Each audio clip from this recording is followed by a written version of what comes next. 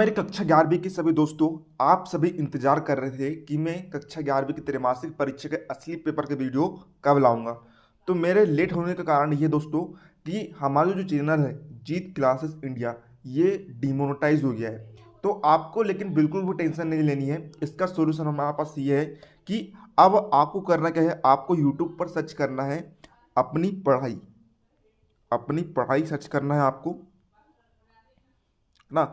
और आपको चले जाना है, यहाँ पर आपके सामने चैनल आएगा। देखिए दोस्तों, आपको क्या सर्च करना है, यहाँ पर आप ये टाइप करेंगे @अपनी पढ़ाई। और आपके सामने देखिए यहाँ पर जिसमें 67,000 सब्सक्राइबर है फिलहाल में, उस चैनल को आपको सब्सक्राइब कर लेना है। अब से कक्षा 11वीं की त्रैमासिक परीक्षा के असली पेपर आपको इसी चैनल पर दिखाई देंगे, तो इस चैनल को आप सब्सक्राइब कर लीजिए। इसकी लिंक मैं आपको डिस्क्रिप्शन बॉक्स में भी दे दूंगा।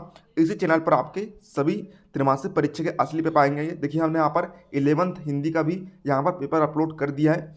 तो इस बात को ध्यान में रखिएगा, आगे से जो भी पेपर है इस चैनल पर ना आकर इस चैनल में आएंगे। और दोस्तों, आपका स्वागत है हमारे एक और नए शानदार वीडियो में। तो यहाँ पर मैं आप सभी की भारी डिमांड पर यहाँ पर लेकर आ गया हूँ त्रैमासिक परीक्षा 2023 कक्षा 11वीं विषय हिंदी का आपका 101% रियल क्वेश्चन पेपर। जी हाँ दोस्तों, आप सभी के मुझे बार बार कमेंट आ रहे थे अपने यूट्यूब चैनल के वीडियोस में कि सर कक्षा 11वीं के लिए त्रैमासिक परीक्षा का पेपर डालिए। हम आपके पुराने विद्यार्थी हैं, तो आपकी डिमांड यहाँ पर पूरी की जा रही है। देखिए, मैं किसी दूसरे काम में व्यस्त था, मैं अत्यधिक यहाँ पर वीडियो डालने में लेट हो गया हूं, लेकिन कोई बात नहीं। शेर बूढ़ा हो सकता है लेकिन उसकी दहाड़ जवानों की जैसी होती है। तो चलिए, आपको यहाँ पर इसका पूरा फुल सॉल्यूशन, कलरफुल सॉल्यूशन आपको इसका दी जाएगा। यहाँ पर आप देख सकते हैं पूरा हमारे पास पेपर है, रियल क्वेश्चन पेपर है। ये आपका सेट बा का पेपर है ना। देखिए, आपको हम सेट आ और बा दोनों के पेपर देने वाले हैं। अब देखिए, आपको दोनों सेटों के अथवा सहित प्रश्नों की तैयारी करनी है, क्योंकि ये कोई पक्का नहीं है कि आपका यही सेट आएगा या फिर दूसरा सेट आएगा। हो सकता है आपको आज के पेपर में आ सेट आया हो, लेकिन परसों के पेपर में आपको बा सेट देखने को मिल रहा है, और दोनों सेट क्वेश्चन आपको आपस में मिक्स होंगे। इसलिए आपको यदि दो सेट तैयार कर लेते तो आप बिल्कुल कल हिंदी के पेपर में आप टॉपर बनकर निकलोगे। तो आइए यहाँ पर हम देखते हैं सही विकल्प। देखते सबसे पहले हम यहाँ पर पहला क्वेश्चन हमें दिया है, मीराबाई की भक्ति कैसी है। मीराबाई की भक्ति कैसी है, ठीक है, रेडी। तो पहला क्वेश्चन है मीराबाई की भक्ति कैसी है। तो इसका उत्तर आपका होगा यहाँ पर पहले का दास्य भाव की, है ना। मीराबाई की भक्ति कैसी भैया, दास्य भाव की है, यानी कि वे क्या श्री कृष्ण की सेविका के रूप में खुद को मानती थी।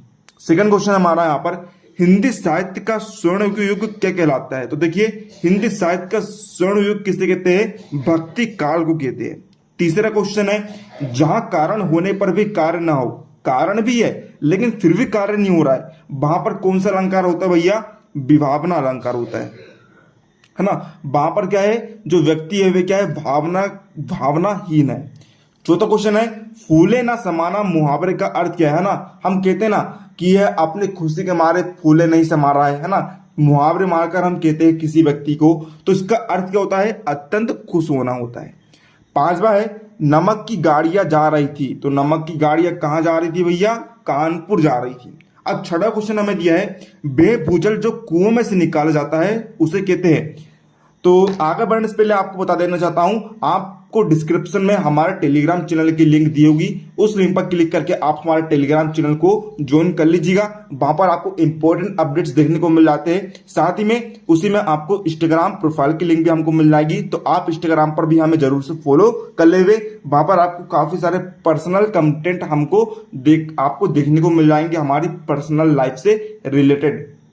तो इसका दोस्तों यहाँ पर आंसर हो जाएगा आपका पाताल पानी। अब बढ़ते हैं वहां पर प्रश्न क्रमांक 2 की ओर। यहां पर हमें रिक्त स्थानों की पूर्ति करनी है। तो पहला क्वेश्चन है, शब्दों के सार्थक समूह को क्या कहते हैं दोस्तों, शब्दों के सार्थक समूह को कहते हैं भाषा। दूसरा है, मासिक वेतन को रिक्त स्थान का चांद कहा गया है। तो देखिए, इसे कहा, किसका चांद कहा गया है दोस्तों, पूर्णिमा का चांद कहा गया है। थर्ड है, सूर्य डूब गया में रिक्त स्थान शब्द शक्ति है। तो यहां पर होगी आपकी व्यंजना शब्द शक्ति। चौथा है, वाणी का डिटेक्टर किसको कहा गया है। तो देखिए, इसका राइट आंसर होगा आपका यहां पर कबीर। पांचवा है, अगला है, मियां नसीरुद्दीन रेगिस्तान के मसीहा थे। तो इसका उत्तर आपका हो जाएगा यहाँ पर नानवाइयो। तो देखिए दोस्तों, हमारा कंपेक यहाँ पर हो चुका है। तो वीडियो के लिए लाइक आप जरूर से कर दीजिए। चैनल पर नए हो तो चैनल को सब्सक्राइब करके घंटे के निशान पर दबा दीजिएगा, ताकि हम जैसे कोई नया वीडियो अपलोड करें आपको उसका तुरंत नोटिफिकेशन मिल जाए। छठा क्वेश्चन हमारा यहाँ पर, सरकारी कामकाज की भाषा को रिक्त स्थान कहते हैं। तो इसका आंसर आपका यहाँ पर हो जाएगा राजभाषा कहते हैं। सातवां क्वेश्चन है, कोई की खुदाई का काम रिक्त स्थान कहलाता है। तो इसका उत्तर यहाँ पर हो जाएगा यहाँ पर चेजा।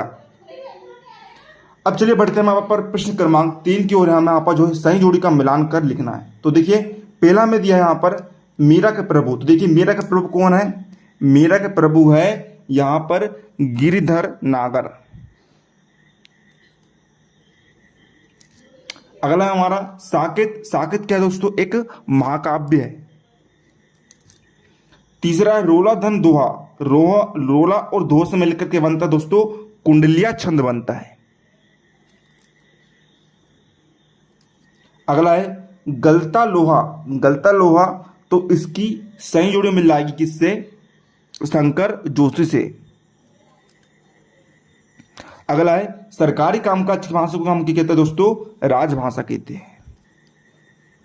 अगला है स्वर सामग्री। स्वर सामग्री किसे कहते हैं दोस्तों? लता मंगेशकर का यहां पर उपाधि दी गई है स्वर सामग्री से, है ना। चलिए देखते हैं प्रश्न क्रमांक 4 की ओर हम बढ़ते हैं। यहां पर हमें एक वाक्य में उत्तर लिखना है। तो पहला क्वेश्चन हमें दिया है चिरांगा का किस प्राप्त का प्रतीक है ना। तो दूसरा में दिया है चंपा कवि से क्या कहती है?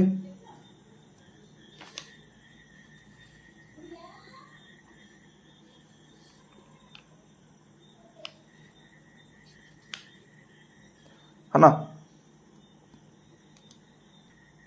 तो पहले का उत्तर होगा आपका चिरांग जनता के सुख सुविधाओं का प्रतीक है। दूसरा है चंपा कवि से क्या कहती है? तो इसका उत्तर होगा कागजी गोदा करते हो दिन भर। तीसरा है दो महाकाव्यकारों के नाम तथा एक एक रचना का नाम लिखिए। तो पहला होगा आपका जयशंकर प्रसाद, इनकी रचना का नाम है कमायनी।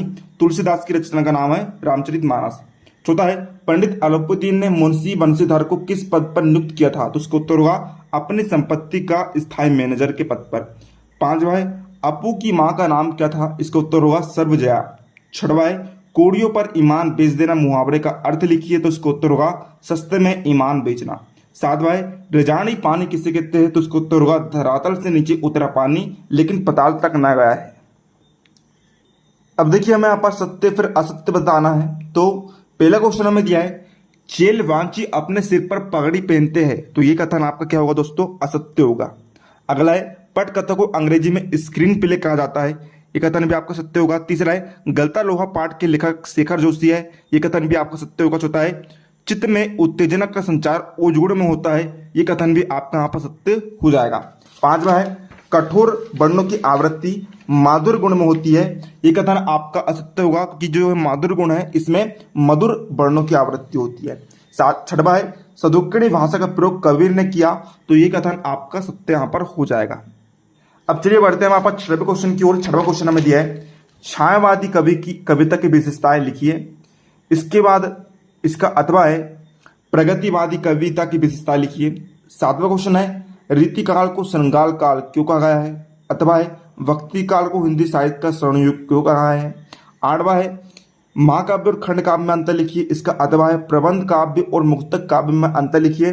नौवां है दो छंद की परिभाषा लिखिए। इसका अथवा है शब्द शक्ति से क्या तात्पर्य है? किसी एक शब्द शक्ति का उदाहरण लिखिए।